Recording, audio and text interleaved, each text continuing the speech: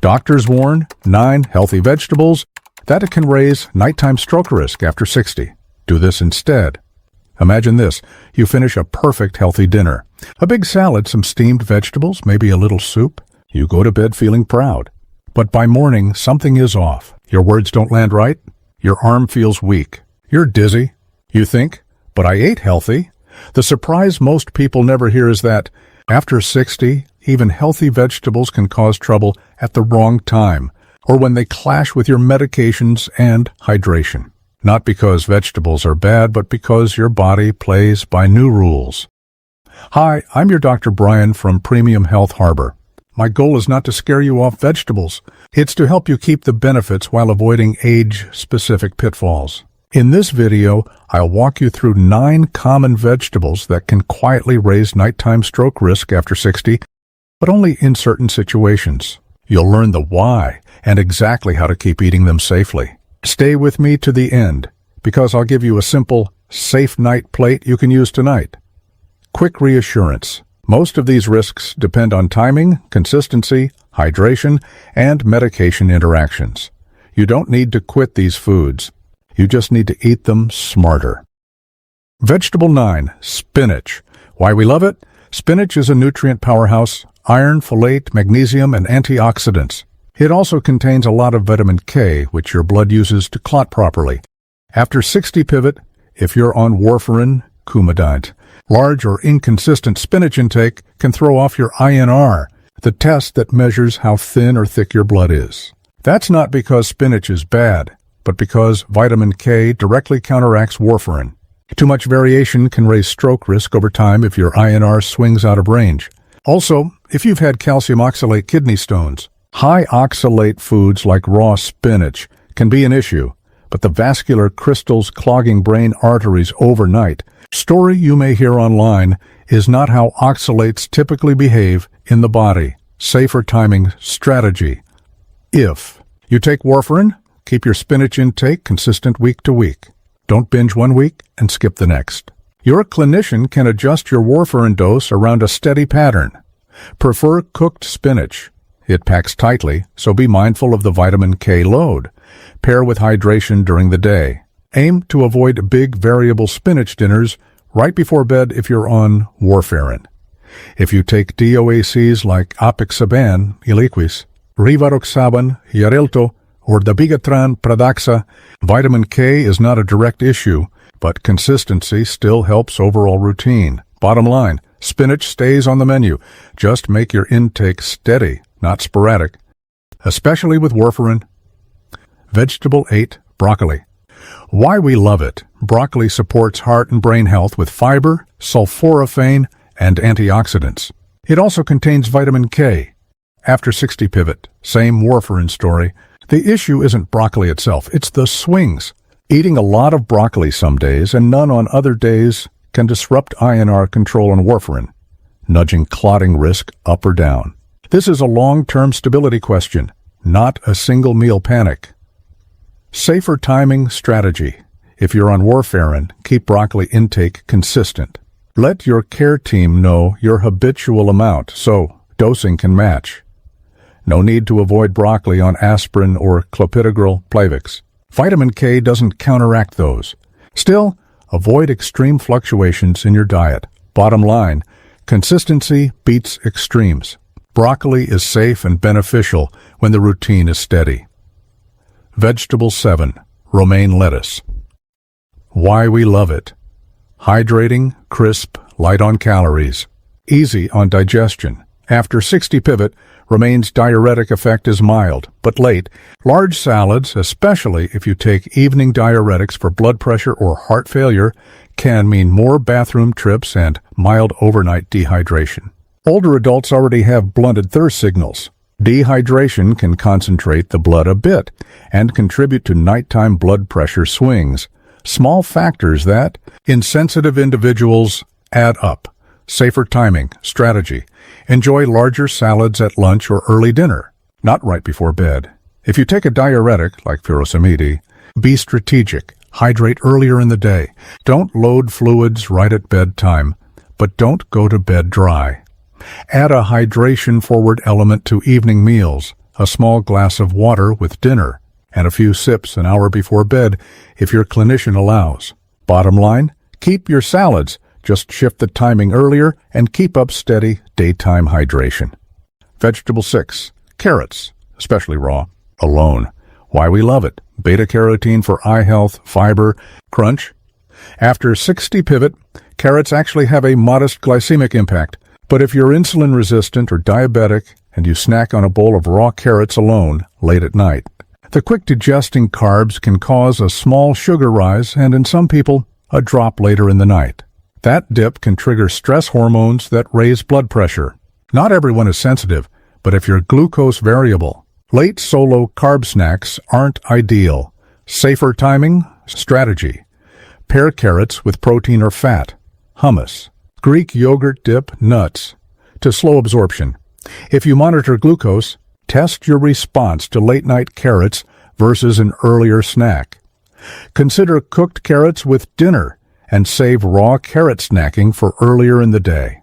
Bottom line, carrots are fine with pairing and smarter timing if you have glucose issues. If this is helping, tap like so more seniors can find it. Subscribe to Premium Health Harbor for clear, calm, evidence-based guidance. And tell me in the comments, how old are you, where are you watching from, and which vegetable do you tend to eat at night? Vegetable 5, garlic.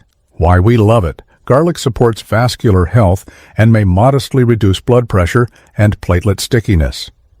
After 60 pivot, garlic's antiplatelet effects are usually mild from normal food amounts. But if you're on prescription anticoagulants, apixaban, rivaroxaban, dabigatran, or antiplatelets, clopidogrel, aspirin, large amounts of raw garlic or concentrated supplements could increase bleeding risk. This is more about bruising, nosebleeds, or prolonged bleeding than overnight strokes. But in rare cases, too thin blood is dangerous. Safer timing strategy. Prefer garlic as part of cooked meals. Cooking tames intensity. Avoid high-dose garlic supplements unless your doctor approves. Watch for signs of overthinning, easy bruising, frequent nosebleeds, dark stools, or unusual fatigue. Then check in with your clinician. Bottom line, use garlic like a spice, not a supplement, especially if you're on blood thinners. Vegetable 4, onions. Why we love it. Onions bring quercetin and sulfur compounds that support vascular health and flavor without extra salt. After 60 pivot, onions can modestly lower blood pressure in some individuals. If you're already on multiple BP meds and you eat large amounts of raw onions at night, you may be more prone to overnight dips, especially if you also get dehydrated. For others, raw onions can trigger reflux at bedtime, disrupting sleep. Poor sleep itself raises morning blood pressure and stroke risk over time. Safer timing strategy. Use onions for flavor. Consider cooked over large raw portions late at night. If you're on BP meds and feel lightheaded at night or on standing, speak with your clinician about timing or dosing.